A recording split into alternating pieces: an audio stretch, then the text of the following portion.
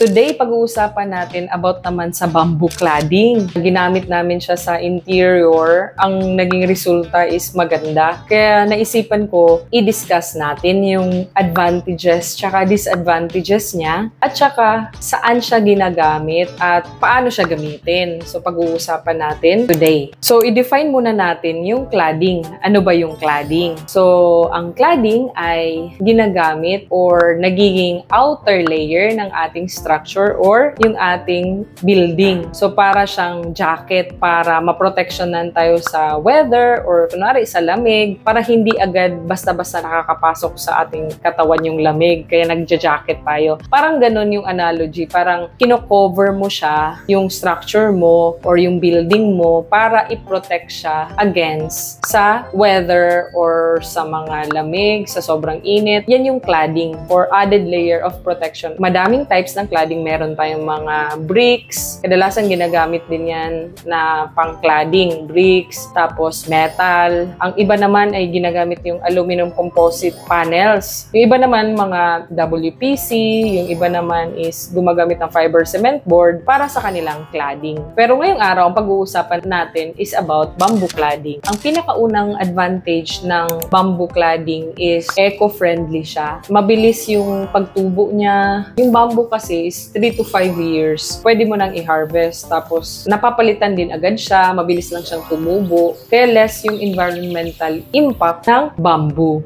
So, pangalawa is yung bamboo is natural siya tignan. Kapag pumasok ka, parang may elegance, parang timeless ang kanyang beauty, parang ganon. Yung pag tinignan mo ba, oy, ang ganda naman ito, pang mayaman, parang ganon. Natural ang kanyang aesthetic. Pangatlo niyang advantage is dahil meron na yung mga proseso, mga ginawa na treatment, may process, kaya ang nangyayari, yung bamboo is meron siyang strength and durability. So, hindi siya basta-basta nagwa-warp, hindi siya basta-basta nagbo-bend, hindi siya basta-basta nasisira or nagiging long-lasting siya, nagiging durable siya kasi nga properly treated siya. May mga ginawang process. So, yung bamboo cladding is meron siyang versatility in design. So, pwede siyang mag-fit kung ano man yung requirement or kung ano yung architectural design kasi nga pwede silang mag-customize. Meron siyang versatility in terms of design. So, ang bamboo cladding din is meron siyang natural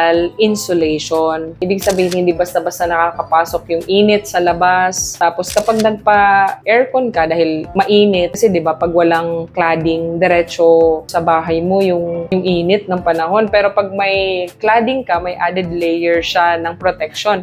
So, meron siyang thermal insulation or natural insulation na binibigay na kung saan napoproteksyonan ka sa init ng panahon, nakakasave ka ng pera. Kasi nga, example lang ha, tag-init, tas hindi basta-basta nakakapasok yung init. Kaya hindi ka makakagastos masyado sa iyong energy consumption kung nagpapa-aircon ka. Kasi nga, meron siyang natural insulation. So, makakapili ka ng anong design kasi versatile siya. Pwede mong bagu-baguhin or i-customize mo. Katulad nito sa picture na to, pwede mong gawin na ganyan. Tapos, makakapili ka din kasi merong linya wall cladding or wide ba na ganito. So, makakapili ka kung anong design mo. So, tinatawag pala yan na linya kasi meron siyang geometric presentation na kung saan parallel yung parang grooves niya. Sa iba, tinatawag yan na fluted. Pero dito, tinawag siya na linya. Kaya siya tawag sa kanya is linya wall cladding. So, makakapili ka. Actually, sa supplier na to, maraming options. Meron nga din silang mga design na kung saan pwede mong gamitin yung mga bamboo as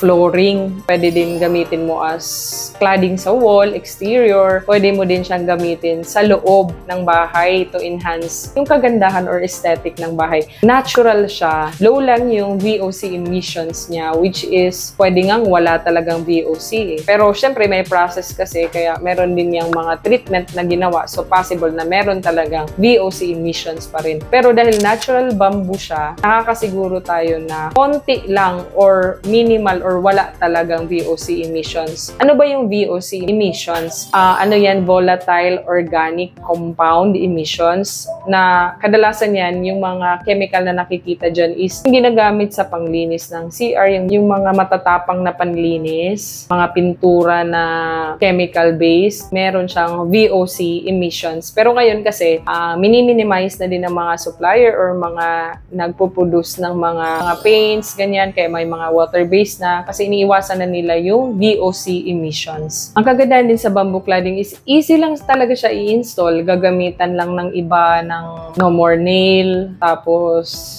staple gun, yung electric type, pwedeng ganyan. Yun lang yung mga ginagamit. Basta kapag meron namang mga installer, ang bilis lang nila ma-install. So, hindi ka mahihirapan sa pag ipapagawa mo yung cladding mo. So, isa sa kagandahan niya is yung low maintenance siya. Kasi nga, pwede mo lang linisin. Yung parang regular na naglilinis tayo ng bahay. So, yun yung kagandahan din or advantage ng bamboo cladding. So, sa disadvantage niya, very obvious yung sa fire resistance. Yung pagiging fire resistant niya is pwede namang mangyari or magawa kapag ititreat mo siya with fire retardant or chemicals. So, yun yung isa sa disadvantage niya sa bamboo. So, pangalawang disadvantage niya, pero not so disadvantage kasi nga, di ba natural siya? So, may variation sa colors. Hindi talaga ganun ka consistent. Pero sa nabilhan namin na supplier, consistent naman yung kulay sa kanila. So, maghanap ka rin talaga ng supplier na kung saan makakabili ka sa gusto mo. Yung iba naman, nagugustuhan naman nila yung parang may kaibahan ng konti. Yung hindi talaga sobrang perfect, pero may mga meticulous kasi na gusto nila talaga na sobrang same ng kulay. Lahat uniform na uniform. Natural yun yung bamboo. Kaya meron talagang kaibahan ng konti sa kanilang texture or sa kanilang kulay. Kasi nga, natural. Isa sa disadvantage pa niya is possible siyang mag-fade a long time. Kapag expose siya lagi sa weather conditions sa labas, ganyan. Parang lahat naman ng bagay, nagbabago yung kulay over time. Pero pag properly treated naman or mini-maintain is maiiwasan yung mga ganyan na scenario. Tapos, susceptible siya sa moisture. Pero, yun nga, meron namang kung properly sealed, may mga type kasi or meron kasing klase ng bamboo na intended siya sa labas. Ginagamit nga siya as flooring sa parang swimming pool or ginagamit siya na flooring sa labas na kung saan exposed siya sa ulan, basa, ganyan, pero hindi naman siya nasisira agad. So, depende sa type na gagamitin mo. Magtatanong na lang kayo sa inyong supplier na pagbibilhan nyo. So, pabili kami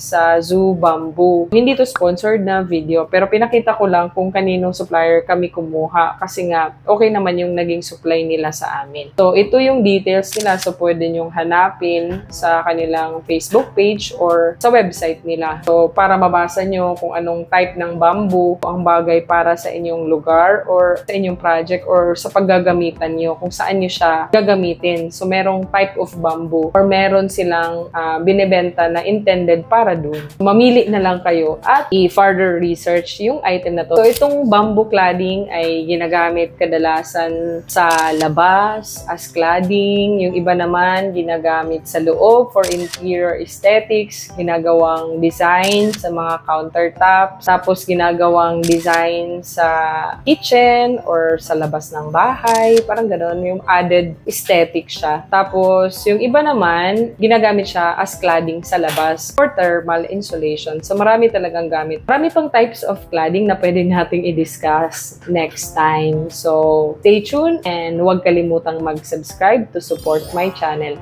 And see you again sa aking susunod na video. Bye!